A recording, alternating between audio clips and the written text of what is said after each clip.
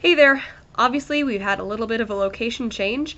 I decided I didn't really like shooting in that kind of white, boring room that I was in. It was a sewing room, and it was not very fun to tape in there.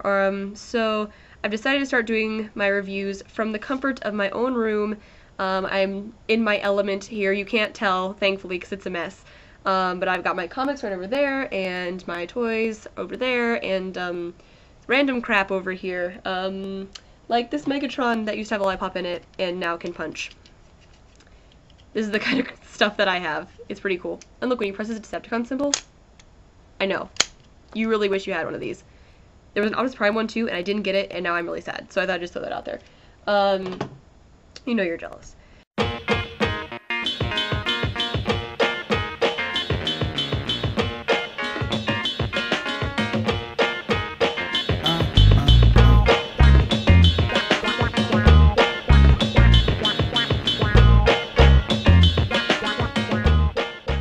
But I am here for my review of All Hail Megatron issue 4. Once again, we have a new type of cover. This is actually just concept artwork by Guido Guidi. Hope I'm saying that right. I know I'm not. And that's what the third style of cover is for this series. And I have to say it's my least favorite. Mostly because this is something that would be really cool to see in a trade, or maybe just kind of put in the book itself at somewhere, but it doesn't really say anything about the issue. And I like my covers to actually have at least a little bit to do with what's happening in the issue, and this one is a lie. There's no Devastator. It's a cool picture, but it has nothing to do with what happens in this issue. So the issue itself starts off very promisingly because it's just Megatron. Basically it starts off with Megatron giving a speech. The Decepticons have won. They officially own Earth. There is no more resistance that they know of, or that we know of right now. And he basically is just giving this grand speech about how awesome the Decepticons are. But one thing I started picking up in this issue specifically, something I started noticing, was Thundercracker. In these first couple of panels, it shows a lot of the different Decepticons, and they're all listening to Megatron, and they're pretty into it. And there's one panel in particular that Megatron is saying that the Decepticons have won, and that they're the might of the Empire, and they have this glorious victory. And in the panel, you see Astrotrain and Blitzwing, and they're like, yeah, we're pretty cool, we're pretty cool, we're pretty awesome. And Thundercracker's standing there, and he's like, yeah. He does not, in every single panel he is in, he does not seem into it at all. And I remember that in the Focus on Decepticons little book thing that came out before this series started, it mentioned that Thundercracker might not be totally on with what's going down. So maybe he's kind of doubting what the Decepticons are doing. So it'll be interesting to see if he ends up playing a bigger role in this. After the speech, we see Ironhide and Prowl, and they're already in the progress of arguing about something. Ironhide is pretty sure that he knows who sold them out. But Prowl says, you know, you don't know, you can't blame this person, they haven't named them. And he says, for all we know, it could have been any of us, it could have been you.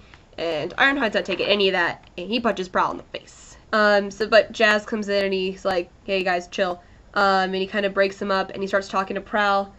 And they're talking about how basically there is no Energon left, not that they can find anyway, and anything that they do have, they're pumping into Prime, who's basically on life support right now. So things are not going very awesome for them. We then see Bumblebee and Wheeljack, who are kind of just driving around.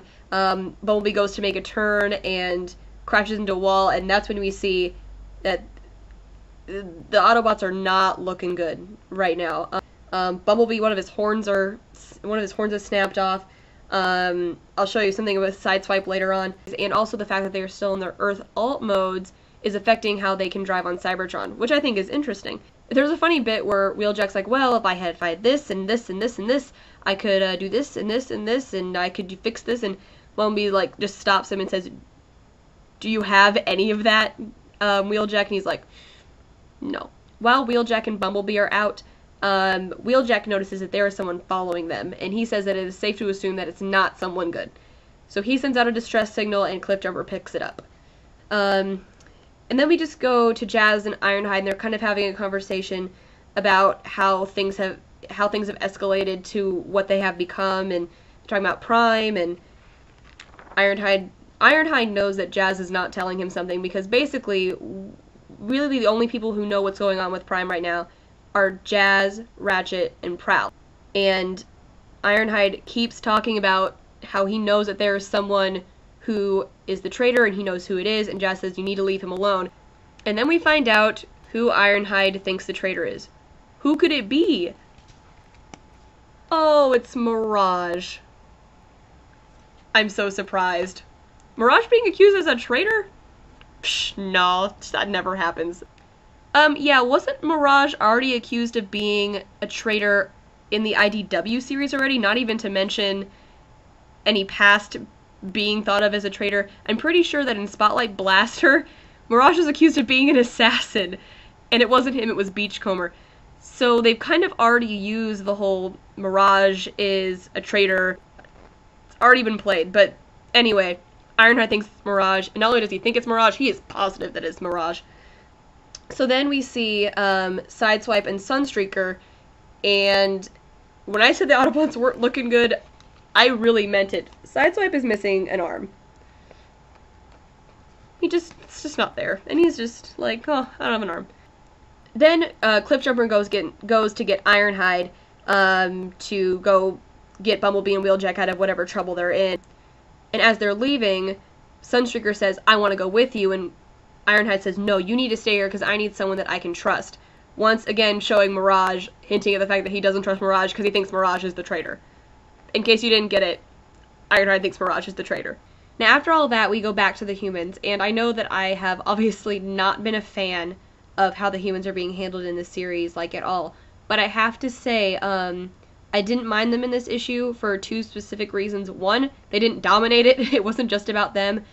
And two, the bit that we get with them, the series is finally starting to show us who the important characters are going to be human-wise.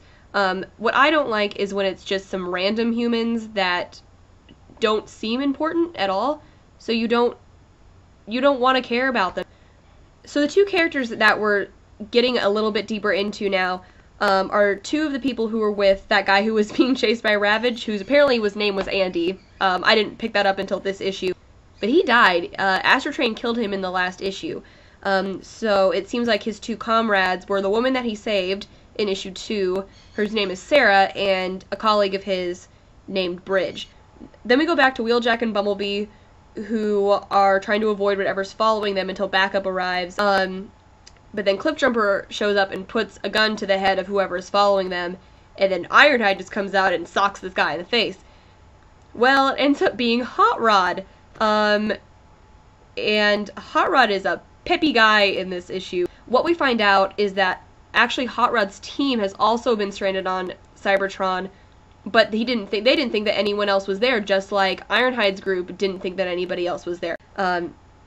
So what we can guess is that there's going to be this meeting up of these two Autobot teams, and it seems like they might be closer to getting off of Cybertron. And that's basically it. This issue, for me, was so much better than the last two, not just because it didn't have a lot of humans in it, because like I said, I didn't mind the humans in this. It's because we get to see more of what this story is actually about. When All Hail Megatron first came out, it was very hard to see that something kind of as epic as what I think is going to be happening would be happening. It would seem more of it was just the Decepticons are destroying New York City, now they're destroying the world, now they're taking over the world. And now we're seeing that is just so much more than that. We are getting dissent among the Autobots. Maybe, if anything happens with Thundercracker, some dissent among the Decepticons, and if Starscream obviously always leaves that option open. This issue made me so pumped to see where this is going. I am really happy with this issue. So that is it of my review of issue 4. It was a good one, so I hope that you liked the location change and that you liked the review. And if you haven't already, it'd be pretty cool if you subscribed. You'd be like the coolest person ever. And who doesn't want to be the coolest person ever? So that's it. I will see you all with my next video. Check you later.